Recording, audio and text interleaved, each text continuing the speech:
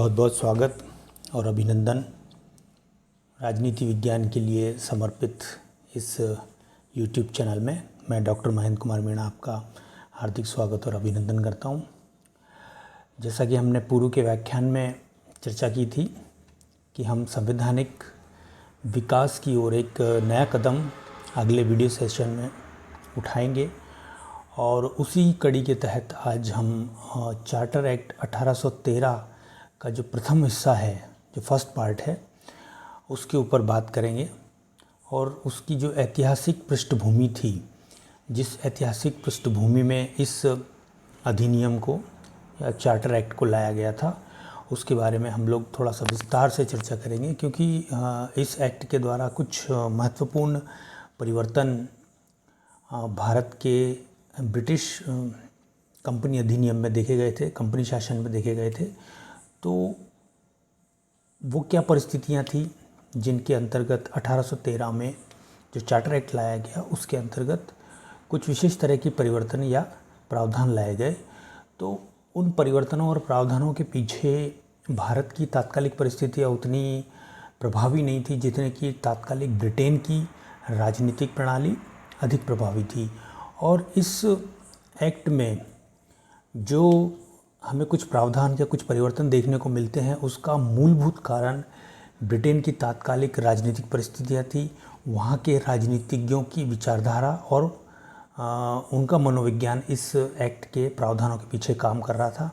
तो आइए चलिए हम देखते हैं कि वो क्या तात्कालिक परिस्थितियाँ थी या किस तरह की विचारधारा का बोलबाला या क्या परिस्थितियाँ उस समय ब्रिटेन में थी, जिनके परिणाम स्वरूप हमको कुछ विशेष प्रावधान, खासतौर से दो विशेष प्रावधान इस 1813 के चार्टर एक्ट में हमको देखने को मिलते हैं, वो हमें देखने को मिले। तो हम एक एक करके कोशिश करेंगे उनके ऊपर चर्चा करने की, विस्तार में जाने की। तो तात्कालिक परिस्थितियों की मैंने बात की।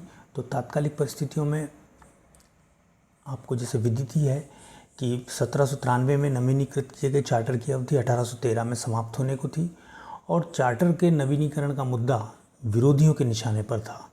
उसके क्या कारण थे वो हम आगे चलकर देखेंगे। उन परिस्थितियों का हम आज जायज़ा लेंगे और उस समय की जो ब्रिटेन की राजनीतिक व्यवस्था के केंद्र में थी और साथ ही भारत में ब्रिटिश कंपनी के अधीन किस तरह की परिस्थितियाँ थी, उसका भी एक अवलोकन हम इस वीडियो व्याख्यान के माध्यम से लेने का एक प्रयास करेंगे।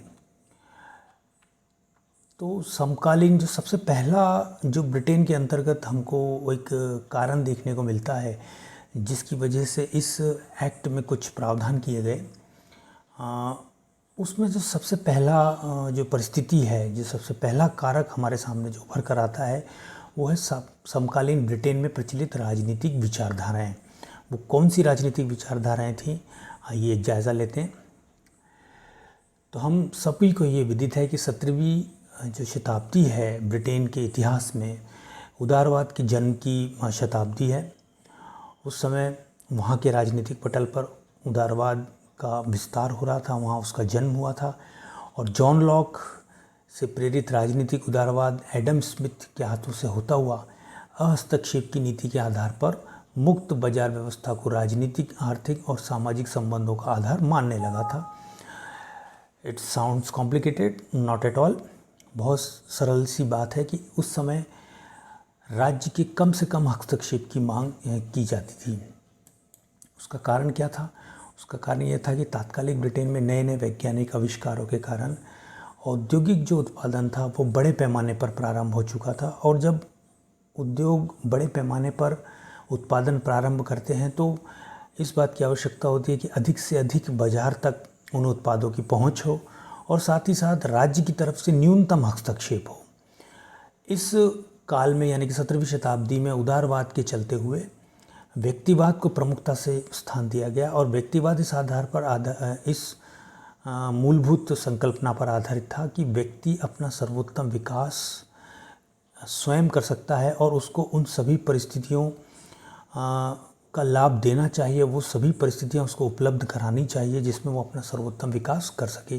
तो इन परिस्थितियों को कैसे उपलब्ध कराया जाएगा, तो इस आधार पर स्वतंत्रता को एक सबसे सर्वोपरि स्थान दिया गया कि व्यक्ति को स्वतंत्र छोड़ दीजिए, उसके ऊपर कम से कम प्रतिबंध या न्यूनतम प्रतिबंध लागू कीजिए ताकि वो अपना सर्वोत्तम विकास की उसकी जो परिस्थितियां हैं उनको वो हासिल कर सके, उनको वो प्राप्त कर सके। कुल मिलाकर ये उद्योगपतियों को अपने औद्योगिक विस्तार के लिए खुली छूट देने की एक प्रणाली के रूप में हम इसको समझ सकते हैं, जिसके केंद्र में व्यक्तिवाद था और हस्तक्षेप की नीति थी। हस्तक्षेप की नीति आप सभी परिचित हैं। एडम स्मिथ के जो लिटरेचर रहा है, जो साहित्य रहा है, जो सिद्धांतों का मूलभूत केंद्र रहा है, वो है हस्तक्षेप की नीति, यानी कि राज्य का आर्थिक मामलों में विशेष रूप से कम हस्तक्षेप होना चाहिए। और जब यही सिद्धांत राजनीतिक क्षेत्र में पदार्पण करता है तो ये स्वतंत्रता का रूप ले लेता है और कम से कम राज्य के न्यूनतम हस्तक्षेप की बात करने लगता है। तो ये युग उस समय ब्रिटेन में ऐसा ही था, जब राज्य के न्यूनतम हस्तक्षेप की बात की जाती थी। राज्य किन्हीं संस्थानों को या किन्हीं व्यक्ति समूह को अधिक सहायता ना दे या किसी तरह का उनको कंसेशन ना दे, इस बात का एक संवेदना, एक तरह से एक विचार पनपने लगा था कि राज्य को सभी के साथ बराबर का व्यवहार करना चाहिए। किन्हीं संस्थानों को या किन्हीं कंपनियों को अतिरिक्त रूप से लाभ या सुविधाएं नहीं देनी चाहिए। तो इसी युग में इस तमाम आर्थिक, सामाजिक और राजनीतिक संबंधों का आधार मुक्त बाजार व्यवस्था हो गई थी, जो मांग करती थी न्यूनतम राज्य हस्तक्षेप की। परिणाम ये हुआ, बेंथम जैसे उपयोगितावादी भी उस समय थे, जिनका प्रमुख जो विचारधारा थी वो उपयोगितावाद पर आधारित थी। अब इन सभी विचारधाराओं का जो प्रभाव था उस समय के तात्कालिक ब्रिटिश राजनीतिज्ञों पर पड़ रहा था, और ऐसी स्थिति में स्वाभाविक था कि ब्रिटिश ईस्ट इंडिया कंपनी को जो भारत और पूर्वी क्षेत्र के साथ एक अधिकार व्यापार के जो अधिकार प्राप्त थे रॉयल चार्टर के माध्यम से, उसके ऊपर प्रश्न चिन्ह होना स्वाभाविक था। तो जब मुक्त बाजार व्यवस्था की बात हो रही थी तो ईस्ट इंडिया कंपनी को ये विशेष अधिकार क्यों या एक विशेष लाभ क्यों दिया जा रहा है, इस बात को लेकर राजनीतिज्ञों ने विचार विमर्श शुरू कर दिया और एक तरह से उन्होंने कंपनी के एक अधिकार का विरोध करना भी शुरू कर दिया था। तो हम ये देखते हैं कि प्रथम कारक हमारे सामने उभर कर आता है वह कंपनी के खिलाफ उसके व्यापार के जो एक अधिकार था, जो कि चार्टर के माध्यम से दिया गया था, उसका तात्कालिक ब्रिटिश राजनीतिज्ञों ने विरोध करना संसद में प्रारंभ कर दिया था। तो ये एक प्रथम कारण के रूप में इसको हम आप यहाँ पर देख सकते हैं। दूसरे कारण के रूप में हमारे सामने आता है समकालीन आर्थिक संकट। तो ऐसी स्थिति नहीं है कि एक ग्लोरियस साम्राज्य ने, ब्रिटिश साम्राज्य ने कभी आर्थिक संकट का सामना ना किया हो। तो निश्चित रूप से ये एक आर्थिक संकट की स्थिति थी।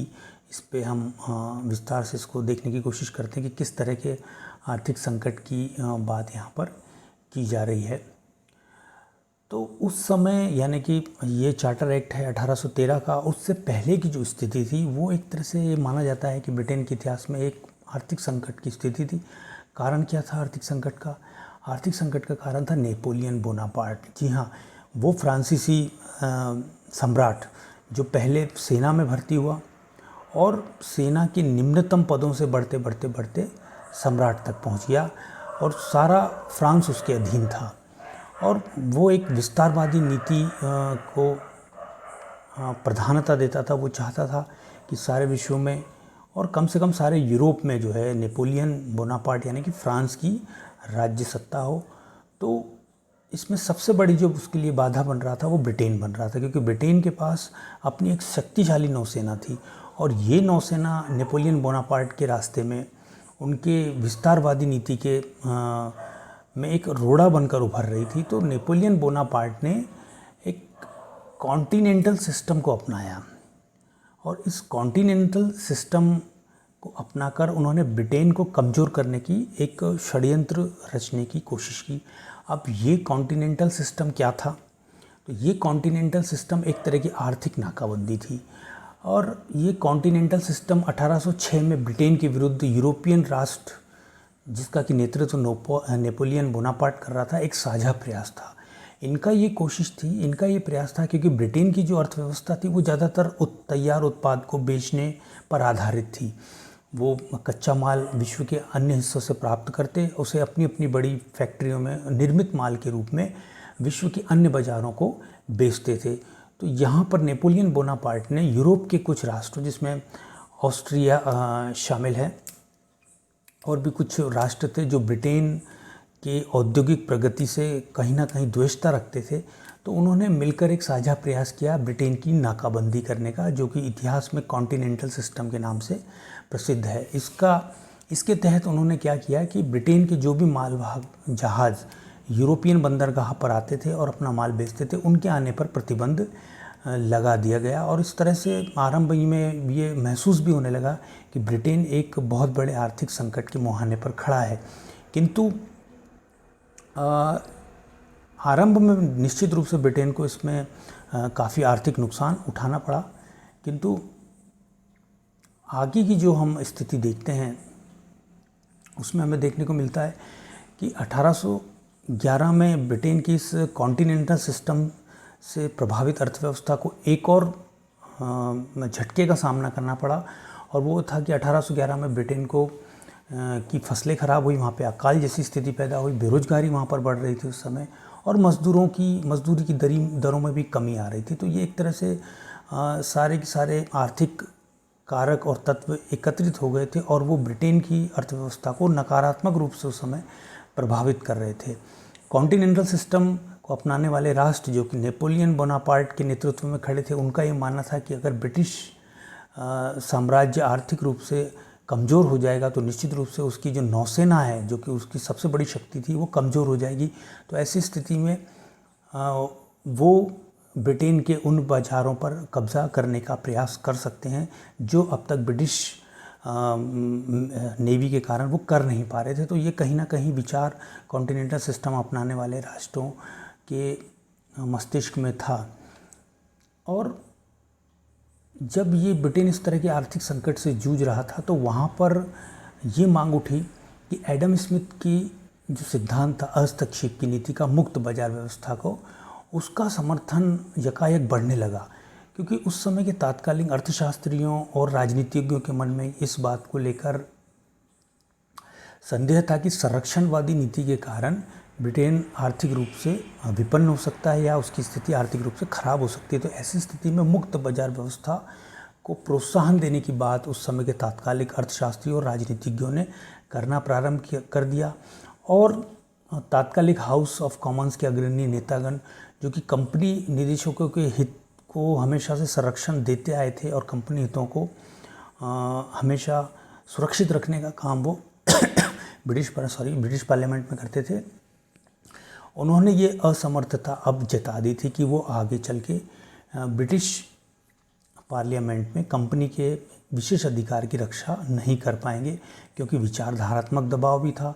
और अर्थशास्त्र के जो जानकार थे उनका भी ये कहना था कि मुक्त बाजार व्यवस्था के चलते कंपनी के जो विशेष अधिकार हैं, खास तौर से व्यापारिक विशेष अधिकार जो पूर्वी क्षेत्र के लिए हैं, वो अब ब्रिटेन के आर्थिक हालात में सुधार करने की अपेक्षा उसमें बाधा उत्पन्न कर रहे हैं। तो क्यों ना कंपनी के जो विशेष अधिकार हैं उनको समाप्त कर दिया जाए। और इस तरह के आशंका कंपनी के जो समर्थक राजनीतिज्ञ थे, जो हाउस ऑफ कॉमन्स में उस समय बैठा करते थे, उन्होंने स्पष्ट रूप से कंपनी के निदेशक मंडल यानी कि बोर्ड ऑफ डायरेक्टर को इस तरह का संकेत दे दिया था कि आगे अब वो उनके अधिकारों की रक्षा करने में, विशेष अधिकारों की रक्षा करने में सक्षम नहीं हो पाएंगे। तो यहाँ पर हम ये देखते हैं कि आर्थिक संकट जो कि विशेष रूप से नेपोलियन बोनापार्ट के कॉन्टिनेंटल सिस्टम के कारण उत्पन्न हुआ था, ब्रिटेन के लिए और कंपनी के लिए थोड़ा सा मुश्किल लेकर आया था। तीसरे नंबर पे जो कारक आता है कि उस समय की जो समस्याएं क्या थी, उसमें सबसे मतलब एक महत्वपूर्ण तत्व कंपनी की स्वयं की समस्या के रूप में भी हमारे सामने आता है। कंपनी की स्वयं की समस्याएं क्या थी? तो उस समय यानी कि 1813 से पहले लॉर्ड वेलेजली भारत में गवर्नर जनरल के पद पर आसीन थे और उन्होंने बहुत ही विस्तारवादी नीति अपनाई। और उस विस्तारवादी नीति का परिणाम ये हुआ कि एक राजनीतिक संप्रभु और एक व्यापारिक संगठन के रूप में कंपनी को चलाना थोड़ा सा मुश्किल हो रहा था। और क्योंकि विस्तारवादी नीति और युद्ध के कारण कंपनी की आर्थिक हालात जो थे वो उतने बेहतर अब नहीं रहे थे। साथ ही कंपनी को इन दोनों भूमिकाओं में तालमेल बैठाने में, इनमें सामंजस्य बैठाने में थोड़ी सी मुश्किलात आने लगी थी और कई तरह की समस्याएं उत्पन्न होने लगी थी। और कंपनी के आर्थिक हालात इस तरह की इजाज़त उसे नहीं देते थे कि वो और अधिक विस्तारवादी नीति को अपनाते हुए देशी राजाओं के साथ युद्ध में प्रवृत्त हो। तो कहीं ना कहीं लॉर्ड वेलेजली की विस्तार की और युद्ध की जो नीति थी वो कंपनी के लिए खुद की समस्या एक बन गई थी। और ये भी एक तात्कालिक परिस्थितियों जो कि भारत में थी, एक महत्वपूर्ण कारक था जिसने 1813 के चार्टर एक्ट पे अपना महत्वपूर्ण प्रभाव छोड़ा। चौथा जो आता है, जिसकी हमने अभी बात की, कंपनी पर कर्ज। लॉर्ड वेलेजली की हमने बात की, उनकी विस्तारवादी नीतियों की बात की। तो यहाँ पर भी वही चीज़ उभर कर आती है कि लॉर्ड वेलेजली की आक्रामक नीति से 1805 में कंपनी पर जो कर्ज था वो बढ़कर 2.1 करोड़ पाउंड हो चुका था, और जिसके ब्याज के रूप में कंपनी सालाना 28 लाख पाउंड का भुगतान कर रही थी। और कंपनी का ऐसी स्थिति में आर्थिक वास्तविक उसकी क्या स्थिति है, इस बात का जायज़ा लेने के लिए हाउस ऑफ कॉमन्स ने एक जांच समिति नियुक्त की, जिसने 1812 में अपनी रिपोर्ट प्रस्तुत की, जिसे कि 5th रिपोर्ट के नाम से जाना जाता है और कहा जाता है। और इस रिपोर्ट ने कंपनी की जो वास्तविक माली हालत थी उसकी स्थिति हाउस ऑफ कॉमन्स के सामने बिल्कुल खोल कर रख दी थी, बिल्कुल स्पष्ट कर दी थी कि कंपनी आर्थिक रूप से अब अधिक अपना कार्य करने में अब अधिक सक्षम नहीं है, या उसके आर्थिक हालात उतने बेहतर नहीं हैं जितने पहले हुआ करते। तो ये कंपनी की जो कर्ज की समस्या थी वो भी एक 1813 की जो प्रावधान है उस पर अपने एक विशेष प्रभाव छोड़ती है।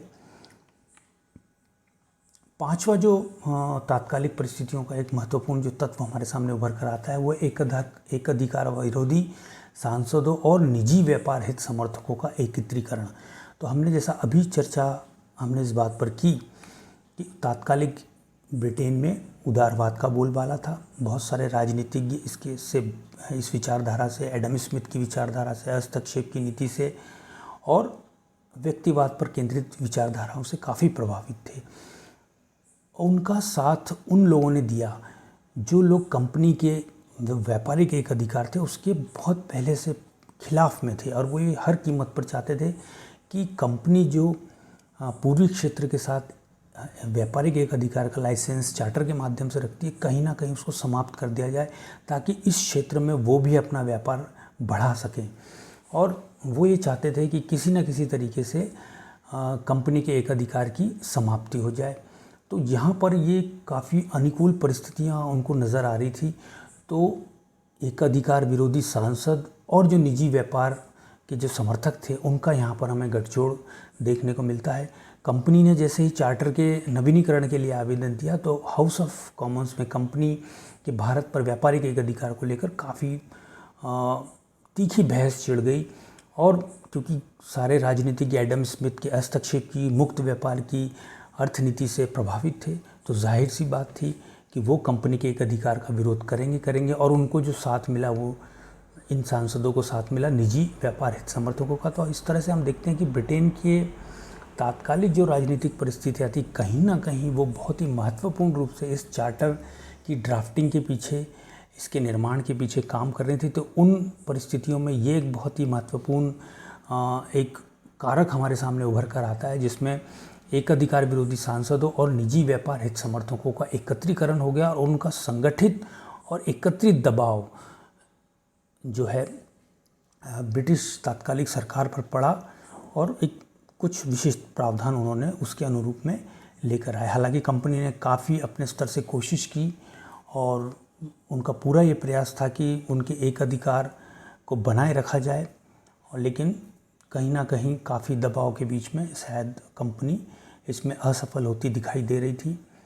अगला कारक और परिस्थिति के हम देखते हैं कि कंपनी ने अपने अधिकारों को बचाने के लिए जो कोशिश की उसमें ये एक महत्वपूर्ण कारक था। उन्होंने कंपनी के जो पूर्व में अधिकारी भारत में रहे थे उनका साक्ष्य जो है ब्रिटिश समिति के समक्ष कराया। ब्रिटिश समिति जो कि हाउस ऑफ कॉमन्स की थी उसके समक्ष उन्होंने गवाही करवाई और अपनी बात को रखने का प्रयास किया और अपने एक तर्क दिए कि क्यों कंपनी के एक अधिकार को भारत के साथ बनाए रखना आवश्यक है। तो जब उन्होंने अपने पक्ष रखा तो उन्होंने कुछ तर्क दिए, जिसमें से 2 तर्क बहुत महत्वपूर्ण हैं। उन तर्कों पर हम बात करते हैं। पहला जो तर्क कंपनी की ओर से दिया गया वो ये था कि एक अधिकार की समाप्ति से कंपनी का जो व्यापार है उसका जो लाभ है वो खत्म हो जाएगा, और जब कंपनी का लाभ खत्म हो जाएगा तो वो फिर आगे चलकर कंपनी के जो कर्ज है उसको चुकाने में अक्षम होगी, और ऐसी स्थिति में सरकार के द्वारा जो ऋण दिया गया है उसके डूबने का खतरा था। तो यहाँ पर कंपनी ने स्पष्ट रूप से इस बात को प्रकाशित किया और समिति के सामने रखा कि उसका लाभ निश्चित रूप से अगर एकाधिकार समाप्त होता है तो वो खत्म हो जाएगा। दूसरा तर्क उन्होंने दिया कि यूरोपियंस की सीधी पहुंच, यानी कि जब कंपनी के एकाधिकार समाप्त हो जाएगा तो यूरोप के या खासतौर से ब्रिटेन के अन्य व्यापारी और व्यापारी समूह भी इस क्षेत्र में व्यापार के लिए आएंगे। तो ऐसी स्थिति में जो उनकी तात्कालिक देशी राज्यों के साथ में जो क्रियाएं होंगी, अंतर्क्रियाएं होंगी, वो किस तरह से होंगी यह अनिश्चित था। हो सकता है उनकी सुरक्षा के लिए खतरा पैदा हो जाए, क्योंकि कंपनी काफ़ी समय से सन 1608 से भारत में काम कर रही थी। तो उसका अनुभव, उसकी पकड़ और देशी राज्यों के साथ उसके संबंध और तात्कालिक सामाजिक व्यवस्था के साथ उसका अच्छा सामंजस्य था। किंतु कंपनी ने यहाँ पे तर्क रखते हुए इस बात को रेखांकित किया कि यदि नए समूह आते हैं तो वो किस तरह से भारत में अपने आप को स्थापित करेंगे और किस तरह से वो यहाँ के स्थानीयों के साथ में अंतक्रिया करेंगे, ये बड़ा अनिश्चित था। और कंपनी ने कहा कि ऐसे यदि सीधे यूरोपियन आएंगे तो निश्चित रूप से उसके लिए भारत का राजनीतिक प्रबंध करना, क्योंकि कंपनी अब एक व्यापारिक कंपनी नहीं थी बल्कि उसके पास भूभाग था और वो एक राजनीतिक संस्था के रूप में भी ब्रिटिश क्राउन के एक प्रतिनिधि के रूप में यहाँ पर काम भी कर रही थी। तो उन्होंने इस बात को सामने रखा कि राजनीतिक प्रबंध करना ऐसे आने वाले व्यापारी समूह के लिए, कंपनी के लिए मुश्किल भरा होगा और उनकी सुरक्षा का भी एक बहुत बड़ा मुद्दा होगा, प्रश्न होगा। तो ये दो तर्क कंपनी ने प्रमुख रूप से पार्लियामेंट्री कमेटी यानी कि संसदीय समिति के समक्ष रखे कि उसके एक अधिकार को बनाए रखा जाए। साथ ही साथ उन्होंने कई उच्च अधिकारी जो कि ब्रिटेन जो कि कंपनी के अधीन भारत में काम कर चुके थे उनके माध्यम से भी साक्ष्य रखा है, जिसमें वॉरेन हेस्टिंग है, लॉर्ड टिकनेमाउथ है, चार्ल्स ग्रैंट है, कर्नल मैल्कम है, आदि जो व्यक्ति थे, आदि जो अधिकारी थे जो ब्रिटेन जो कि कंपनी के अधीन भारत में रह चुके थे। उन्होंने पूरी कोशिश की और अपने तर्कों को रखने का प्रयास किया कि कंपनी के एक अधिकारों को बनाए रखा जाए। परंतु जो विरोधी समूह था वो भी उतनी ही शक्ति से कार्यरत था और उन्होंने कंपनी के द्वारा जो तर्क रखे गए उनका काफ़ी हद तक अपने तर्कों के माध्यम से खंडन भी किया। तो आगे एक और हम परिस्थिति की बात करते हैं और दबाव की बात करते हैं जो बहुत महत्वपूर्ण है। ये है भारत में ईसाई मिशनरियों पर प्रतिबंध हटाने का दबाव।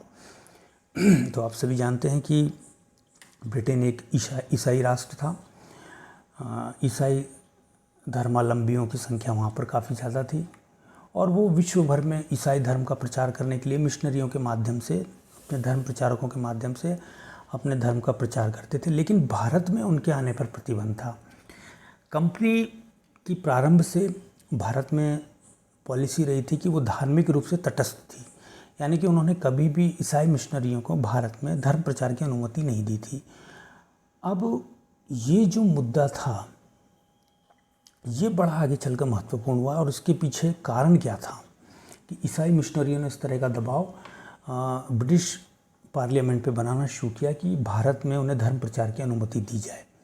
उसके पीछे एक कारण था कि तात्कालिक जो कंपनी के अधिकारी थे वो भारत में हिंदुओं के जो तीर्थ स्थान हुआ करते थे वहाँ पर एक शुल्क वसूला करते थे और उस शुल्क के बदले में उनका ये कहना था कि हम उनके मंदिरों की देखभाल करेंगे, उनकी सुरक्षा करेंगे और उनके जो कुछ हिंदू त्यौहार हैं उनको आयोजन करने में भी वो सुरक्षा उपलब्ध कराएंगे, बल्कि आर्थिक मदद भी उपलब्ध कराएंगे और बदले में जो तीर्थ स्थान थे उनसे वो एक शुल्क, एक तरह का एक्साइज टैक्स कलेक्ट किया करते थे। तो ये बात ईसाई मिशनरियों तक पहुंच गई और उन्हें इस बात का ज्ञान हुआ कि इस तरह से उन्होंने देखा कि जब कंपनी के अधिकारी एक धर्म विशेष का प्रबंधन के लिए आर्थिक प्रबंध कर रहे हैं, सुरक्षा उपलब्ध करा रहे हैं, तो उनकी जो धार्मिक तटस्थता की नीति थी वो प्रश्न चिन्ह के घेरे में आ गई और उसके ऊपर बहुत सारे सवाल खड़े हो गए ब्रिटेन में। और ईसाई मिशनरियों ने ख़ास तौर से इस मुद्दे को बहुत ही तीव्रता से और हर उस मंच पर उठाया जहाँ पर वो कंपनी को दबाव में ला सकते थे और ब्रिटिश राजनीतिज्ञों को प्रभावित कर सकते थे। उन्होंने हर उस जगह इस मुद्दे को खुलकर उठाया और कंपनी के पास इस बात का कोई जवाब नहीं था और ये सिर्फ हिंदुओं की बात नहीं थी, बल्कि कुछ मुस्लिम तीर्थ स्थानों पर और मस्जिदों पर भी इस तरह के टैक्स वसूलने की बात हमको देखने को मिलती है, जहाँ पर सुरक्षा के नाम पर और आयोजन के नाम पर ब्रिटिश जो कंपनी अधिकारी थे वो एक तरह का एक्साइज टैक्स कलेक्ट करते थे। तो यहाँ पर निश्चित ये बात सामने आती है कि कंपनी की जो धार्मिक रूप से तटस्थता की नीति थी वो प्रश्न चिन्ह के घेरे में आती है, और इसी बात का लाभ ईसाई मिशनरियों ने उठाया और उन्होंने लगातार दबाव बनाया। और हमको ये देखने को मिलता है, पढ़ने को भी मिलता है कि लगभग 850 याचिकाएं उस समय हाउस ऑफ कॉमन्स तक पहुंचाई गई, जिससे कि ब्रिटिश संसद काफ़ी दबाव में आ गई। और इन ईसाई मिशनरियों का यही कहना था कि भारत में धर्म प्रचार की अनुमति उनको दी जाए। कंपनी काफ़ी दबाव में थी, क्योंकि हिंदुओं से या मुस्लिमों से उनके तीर्थ स्थानों से टैक्स वसूल करने का जो मामला था वो अब ब्रिटेन तक पहुंच चुका था। और ईसाई मिशनरियों ने ख़ास तौर से इस मुद्दे को काफ़ी ज़ोर शोर से उछाला और ब्रिटिश पार्लियामेंट के ऊपर दबाव बनाया। अब ये जो अंतिम कारक के रूप में हमारे सामने एक चीज़ आती है कि एक अधिकारवादी विरोधी गुट और प्रो ईसाई सदस्य सांसदों के 13 संकल्प। तो हमने जैसा अभी चर्चा की कि 3 तरह के समूह कंपनी के खिलाफ खड़े हो गए थे। एक वो राजनीतिज्ञ जो मुक्त व्यापार नीति के समर्थक थे, एडम स्मिथ की विचारधारा से, जॉन लॉक की विचारधारा से और व्यक्तिवादी विचारधारा से प्रभावित थे, और वो चाहते थे कि सभी को व्यापार करने की अनुमति मिले, केवल ब्रिटिश ईस्ट इंडिया कंपनी को ही एक अधिकार क्यों मिले। तो वे चाहते थे कि सभी को व्यापार का एक अधिकार मिले। तो एक समूह वो था। दूसरा समूह वो था जो कंपनी के एक अधिकार का, जो कि खासतौर से व्यापारियों का समूह था और बहुत समय से इस बात की आलोचना और विरोध करता आ रहा था कि कंपनी के एक अधिकार को समाप्त किया जाना चाहिए और उनको भी समान रूप से ये अधिकार दिया जाना चाहिए कि वो पूर्वी क्षेत्र के साथ, पूर्वी एशिया के साथ में व्यापार कर सके। तो उनकी भी एक लंबी डिमांड थी और इस समूह को फिर ईसाई मिशनरियों ने भी ज्वाइन कर लिया था। तो इस तरह से हम देखते हैं कि काफ़ी बड़ा दबाव कंपनी के एक अधिकार के ऊपर बन चुका था। और यहाँ पर हम देखते हैं कि एक अधिकारवादी विरोधी गुट और प्रो ईसाई सदस्य सांसद, यानी कि जो सांसद धर्म में, ईसाई धर्म में अधिक आस्था रखते थे, 13 संकल्प जो है अधिकारवादी विरोधी गुट और ईसाई मिशनरी समर्थक, उन्होंने बहुमत प्राप्त करने में सफल रहे। 13 प्रस्ताव उनके द्वारा प्रस्तुत किए गए, जिन पर 1813 का चार्टर अधिनियम के प्रावधान आधारित थे। तो यहाँ पर हम देखते हैं कि काफ़ी सारी परिस्थितियों का हमने जायज़ा लिया जो तात्कालिक ब्रिटेन में कंपनी के ऊपर दबाव बनाने के लिए प्रारंभ किए गए थे, जिसमें प्रमुख रूप से हम कह सकते हैं विचारधारात्मक रूप से प्रभावित राजनीतिज्ञ, व्यापारिक समूह जो कि कंपनी के एक अधिकार की हमेशा से खिलाफत करते थे, और इन दोनों को ज्वाइन करने वाले ईसाई मिशनरीज जो कि भारत में कंपनी की धार्मिक तटस्थता की नीति की गंभीर आलोचना कर रहे थे, क्योंकि ये पाया गया था कि कंपनी के अधिकारी भारत में धर्म के आधार पर कुछ शुल्क वसूल कर रहे हैं। तो यहाँ पर उन्होंने धार्मिक तटस्थता की नीति की आलोचना करते हुए ब्रिटिश संसद पर यह दबाव बनाया है कि उन्हें भी धर्म प्रचार की समान रूप से अनुमति दी जाए। तो ये तीनों जो परिस्थितियाँ थी ये बड़ी महत्वपूर्ण थी, और इन्होंने चार्टर एक्ट 1813 के जो प्रावधान थे उनके ऊपर बहुत ही व्यापक और गंभीर प्रभाव डाला। तो वो प्रभाव हमको चार्टर एक्ट के प्रावधानों में देखने को मिलता है, जिसकी चर्चा हम अगले अपने वीडियो व्याख्यान में लेकर आएंगे। उसमें हम विस्तार से उन प्रावधानों को देखने की कोशिश करेंगे जो इन परिस्थितियों के कारण हमें देखने को मिलते हैं। तो यहाँ पर हम इस व्याख्यान को कंक्लूड करना चाहेंगे। बहुत बहुत धन्यवाद आपका इस वीडियो व्याख्यान को देखने के लिए, कि बहुत जल्दी हम लोग 1813 के चार्टर एक्ट के जो प्रमुख प्रावधान थे उस पर एक चर्चा लेकर आपके समक्ष हाजिर होंगे। तब तक आप अपना बहुत बहुत ध्यान रखिए। Thank you very much.